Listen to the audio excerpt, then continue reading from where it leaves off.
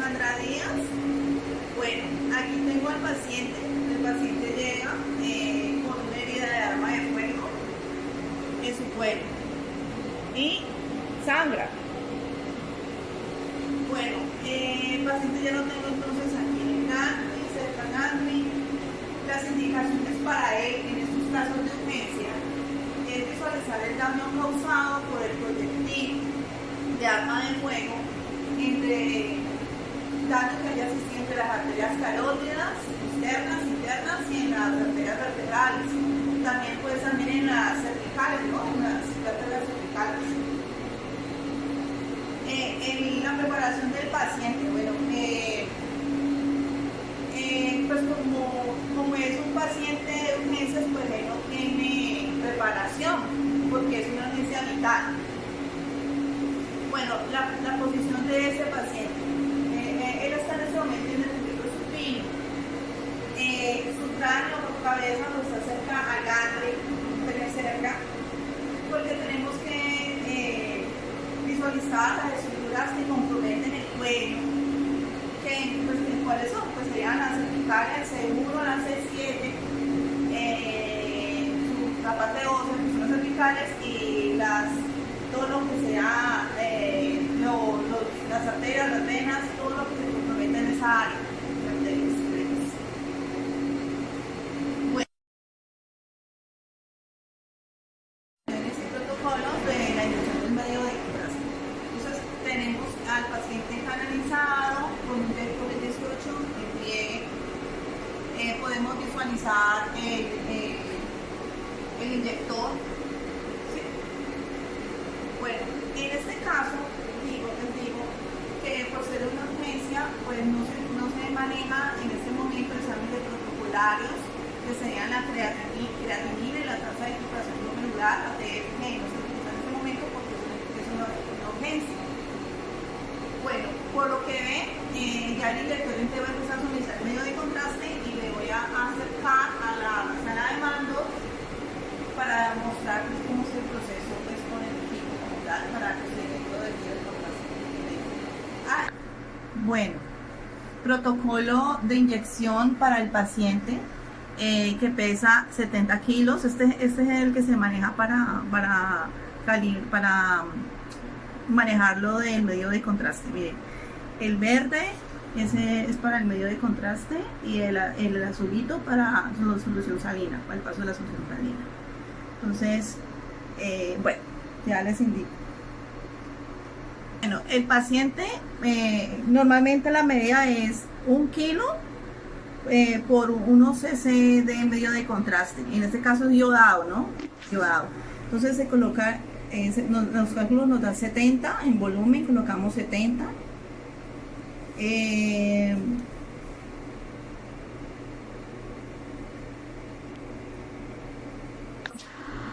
Bueno, quedamos en que la solución salina colocamos 50 ml y vamos a manejar una velocidad de flujo porque es un angio de 4.5 para los dos.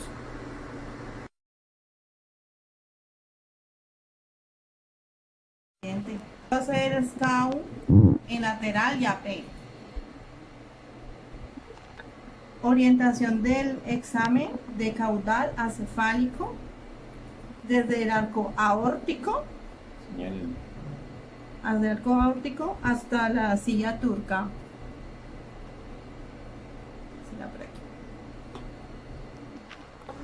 Bueno, el protocolo del programa está programado para un MA de 300 y un KB de 120.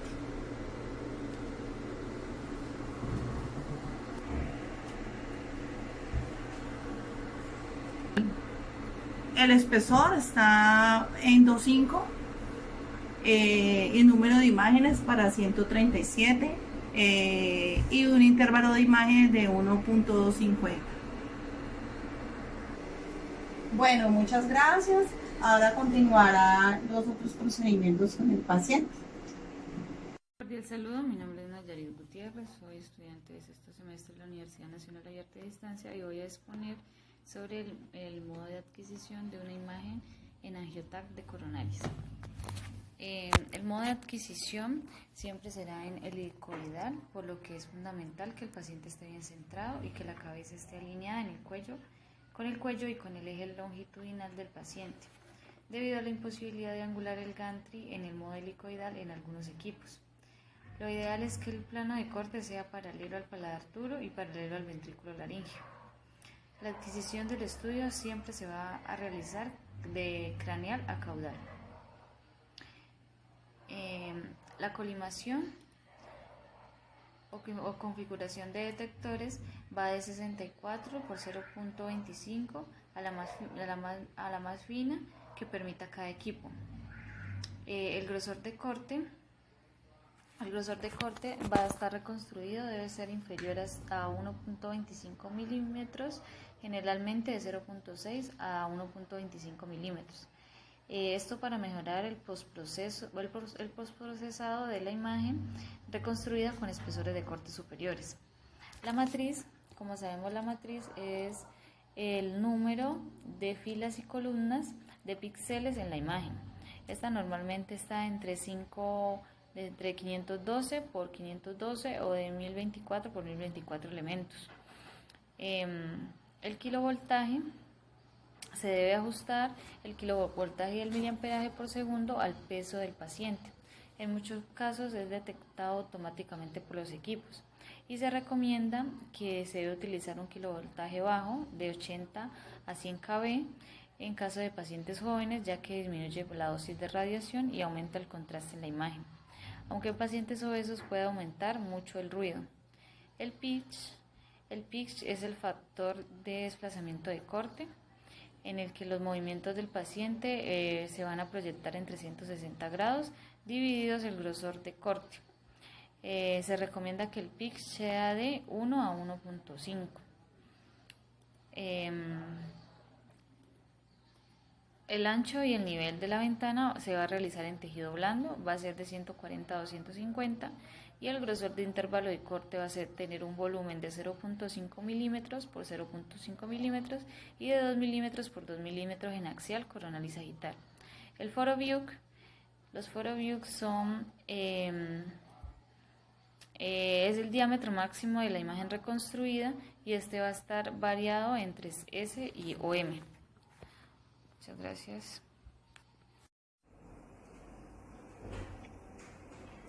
Mi nombre es María Alejandra Bernal y le voy a hablar sobre el equipo multidetector que es con el cual hacemos el angiotáctil de carot, que en este caso es el caso de estudio que vamos a realizar.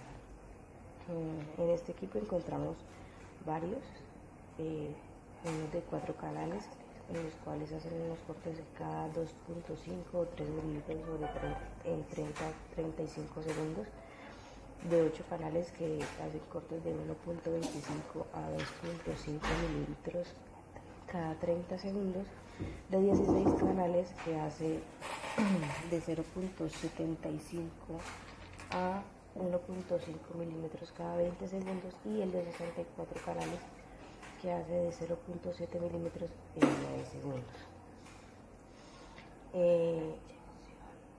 Para realizar la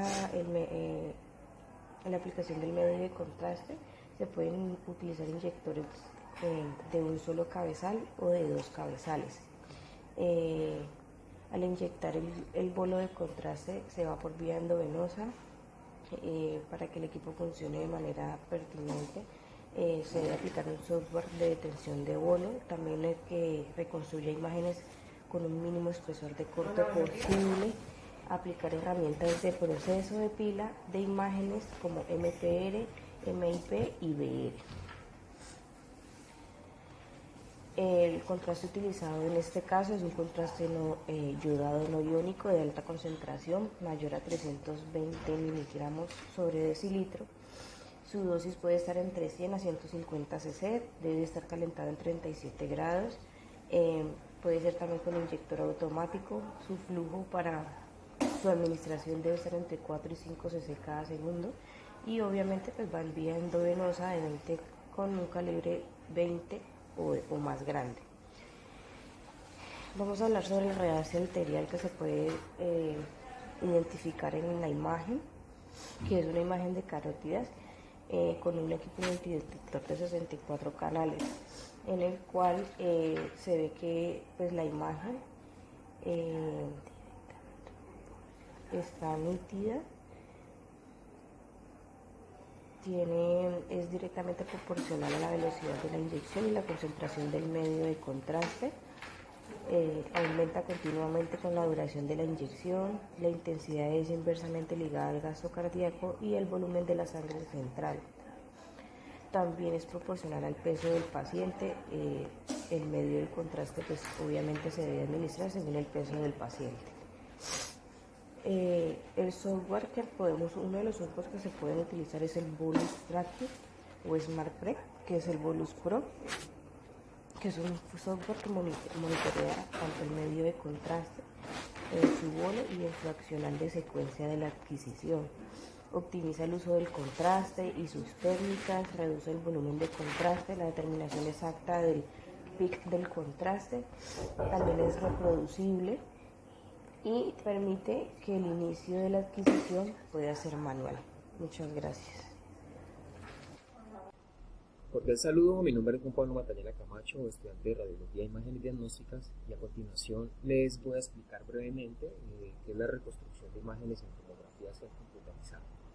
Bueno, la tomografía axial computarizada es un método radiológico para la obtención de imágenes anatómicas de distintas partes del cuerpo humano, en la cual se basa en diferentes absorciones de rayos X que poseen los tejidos biológicos en la región que vamos a explorar. Para lograr esto se realiza, digamos que una exploración axial en torno al objeto con el tubo de rayos X que se traslada alrededor de sí mismo, mientras que el sistema de detectores recibe toda esa cantidad de radiación que ha logrado recibir el tejido al cual estamos estudiando para generar la imagen.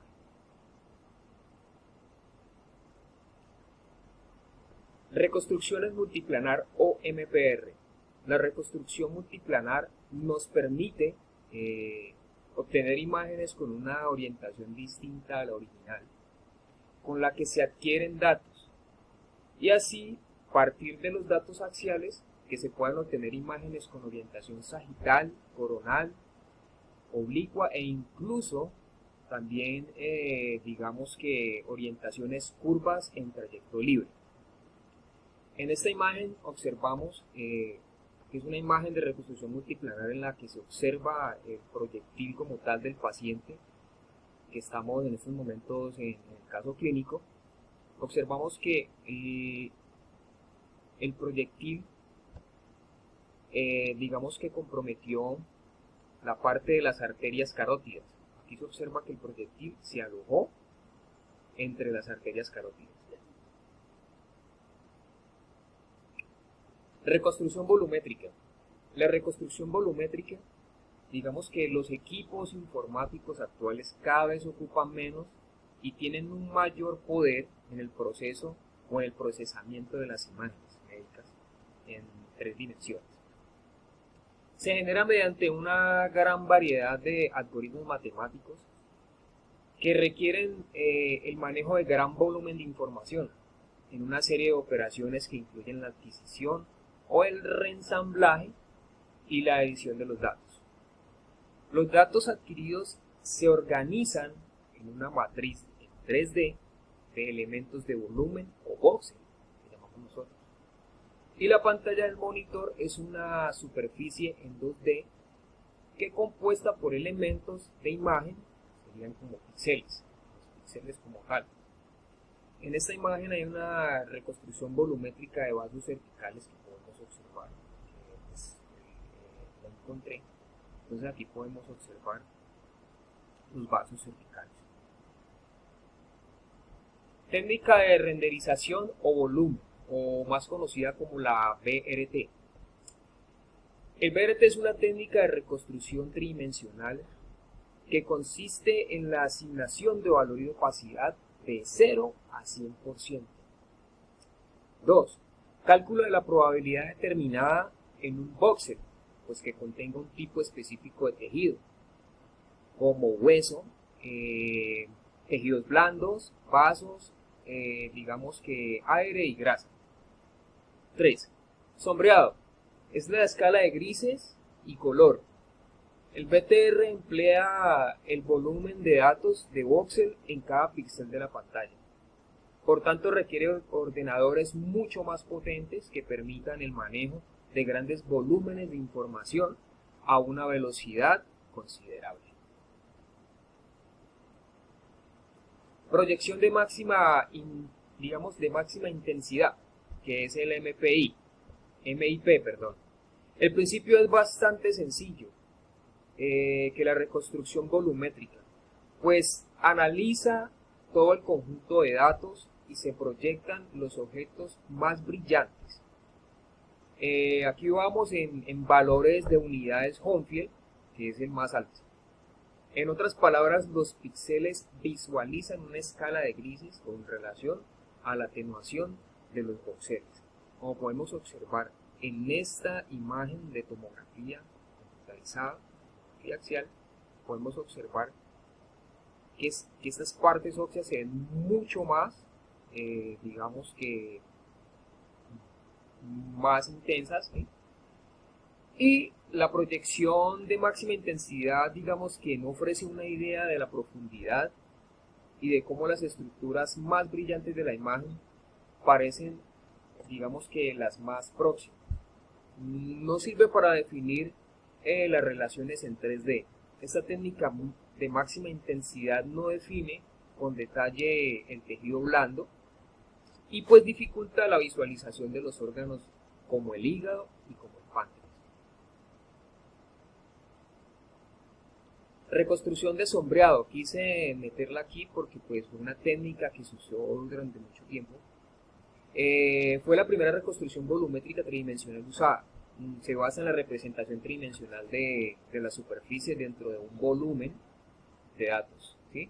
Es decir, representa de forma tridimensional los órganos que tienen una especie de, digamos que una especie identificable. Primordialmente, digamos que son en los huesos o las estructuras vasculares o muy contrastadas. Muchas gracias.